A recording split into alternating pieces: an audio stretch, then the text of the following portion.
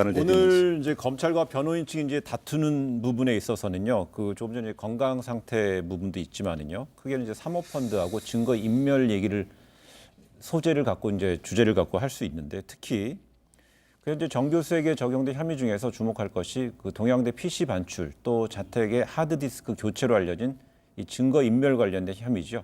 이 검찰이 이를 얼마나 소명을 할지, 또 정 교수 측이 이걸 또 얼마나 반박할지도 좀 이제 관건이 될 것 같고요. 또 하나 이거부터 한번 얘기해 볼까요? 네, 요거에 대해서 그러니까 지금 자본시장법상 미공개 정보 이용, 그다음에 범죄 수익 은닉 이 두 가지가 지금 적용이 되는데, 그러니까 일단 간단한 것부터 범죄 수익 은닉이라고 하는 건 종이로 되어 있는 주식을 집에 쌓아놨다는 거 바로 이것이고요. 동생 집에. 그렇죠.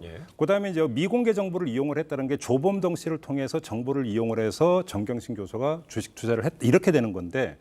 그러니까 그 법률가한테 여쭤봤어요. 여기서 우리가 한번 다시 기억을 환기할 필요가 있어요. 자, 처음에 언론이 집중적으로 제기했던 의혹이 뭡니까? 정경심 교수는 단순한 펀드 투자자가 아니라 운용자다라는 의혹을 제기를 했어요. 자, 그런데 검찰의 지금 그 구속영장 내용에는 그 내용이 없어요.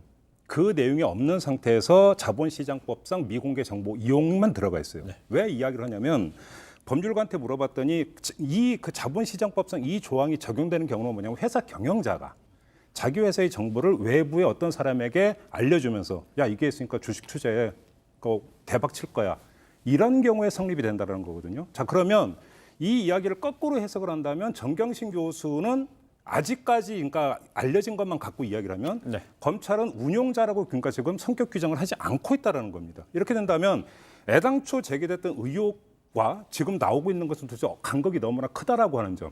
두 번째, 그렇게 본다면 범죄의 중대성이라고 하는 것들에 대해서 어떻게 판단할 것인가의 문제. 이것도 다르게 볼 측면도 있는 것 아니냐. 일단 요 점까지만 말씀을 드리겠습니다. 저희가 거의 뭐 그 원론 수준의 저 법학 개론 수준에서 나오는 얘기지만은 구속 여부를 결정할 때 제일 중요한 게 바로 증거 인멸 가능성이잖아요. 도주할 일은 없으니까. 근데 그 동안에 어쨌건 객관적으로 증거 인멸을 시도하거나 교사했다 하는 뭐 방증이라고 해야 되겠죠, 현재로서는. 뭐 PC 반출 문제니, 그다음에 또 반출한 PC를 우리 유시민 씨 같은 경우가 왜 그것이 증거 보존용이라고 주장했느냐 하는 것은 뭐 그 자체는 일리가 있을 수 있지만 진짜 증거 보존을 하려고 했으면은 그걸 그냥 복사하면 되거든요. 그걸 하드디스크 교체할 정도의 기술이면 복사하는 건 아무것도 아니기 때문에 복사해 놓으면 되는데 굳이 왜 그거를 또 따로 빼서 그냥 정상적인 상황이라면 알 수 없는 곳에 보관을 했을까? 그리고 그런 여러 가지 새벽에까지 들어가서 빼낸 거, 그다음에 그것을 또 그 차 안에 놔뒀던 거 이런 여러 가지 정황들이 객관적으로 본다면 말하자면 증거 인멸을 교사했다는 의혹을 피하기 어렵고, 더 중요한 거는 지금 구속하는 가장 큰 이유 중에 하나는 입맞추는 무슨 위증 교사나 그런 입맞추기를 할 가능성을 배제하기 위한 거거든요. 그래서 그 오촌 조카 한 달 동안 접견 금지한 것도 똑같은 상황이거든요. 그러니까 지금 이미 이제 여러 가지로 회의를 했다든가 하는 정황들이 많이 나오니까 그거를 막기 위해서 신청한 부분을 어떻게 받아들이냐 하는 게 이제 중요하죠. 이것만 제가 하나만 지금 이제 자연스럽게 증거인멸 얘기했기 때문에 이번 이제 사모펀드로 한번 넘어가면은요. 그 정경심 변호인 측에서는 이 코링크 P의 어떤 실질적 운영 주체가 주체 오해에서 왔다. 즉 전제가 잘못됐다. 그래서 오촌 조카의 혐의에 더 씌우게 하고 있다.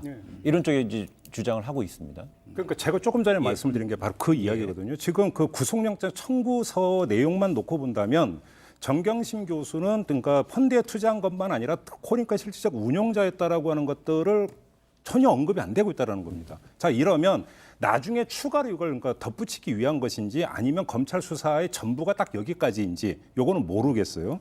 요거는 모르겠지만 지금까지 나온 것만 놓고 본다면 처음에 제기했던 것보다는 너무나 왜소하다. 결과가 이 점을 말씀을 드리고 싶어서 아까 좀 전에 그 말씀을 드렸고, 조금 전에 그 하나만 그러니까 보충해서 말씀을 드리면 입맞추기 부분을 말씀하시니까 제가 드리는 건데, 그 입맞추기의 대상이 두 명이 있어요. 정경심 교수 입장에서는. 한 명은 그 한국투자신탁 김경록 차장이 있고 또 한 명은 조범동 씨예요. 자, 그런데 바로 조금 전에 말씀하신 그대로예요. 조범동 씨에 대해서는 접견 금지 조치가 내려졌어요. 입맞추고 싶어도 맞출 여지가 없어요. 그다음에 두 번째, 김경록 차장은 검찰이 이미 120시간을 조사를 했어요. 다시 말해서 모든 진술을 받아냈기 때문에 이후에 입맞추기 여지도 없이 이미 검찰은 조사를 다 끝내버렸다. 뭐 무슨 여지가 있느냐는 것이에요. 아주 참 좋은 말씀하셨어요. 뭐냐면 근데 하나 빠진 게 있네요. 입맞추기의 최대 그 당사자는 조국 전 장관이에요. 물론 부부간에 입맞추는 게 중범죄는 아닙니다. 사실은 왜냐 그거는 면책 사유가 되는데 중요한 건 뭐냐면 검찰은 수사를 위해서 그거를 막아야 될 의미가 있어요. 의무가 있고 그렇기 때문에 이거는 굉장히 중요한 사안이에요. 그리고 이미 그 중간에도 예를 들어서 뭐 지금 그 조국 그 전 장관 부분에 이제 저희가 들어가면 또 얘기를 하겠지만 그 코링크의 저 투자 약정서에 말하자면 이 투자 내용을 못 알려주게 돼 있다는 거를 왜 그게 들어갔냐 서너 번씩 고쳤던 이런 부분들 같은 걸 보면은 그리고 부부간에는 사실은 모든 거를 다 알고 더구나 우리 조국 그 전 장관은 형사소송법 전문 교수잖아요. 알겠습니다. 법학 그 교수. 아니, 그러니까 이게 부부간의 네. 입맞출 여지였으면 지금까지 시간은 차고 넘쳤어요. 아니죠. 지금부터가 더 문제가 재판 그리고 과정에서. 7번의 소환 조사를 받는 과정이 차고 넘쳤다 지금부터다 이렇게 두 분이 나뉘고로 한번 이야기는 가름하겠습니다. 여태까지 예. 그러니까 저 차고 넘치게 입을 맞췄다 이걸 인정하는 거예요? 아니요. 여지를 말씀하신 거 하는 거죠. 그 상황적인 상황을 두 분이 설명하신 것 같습니다.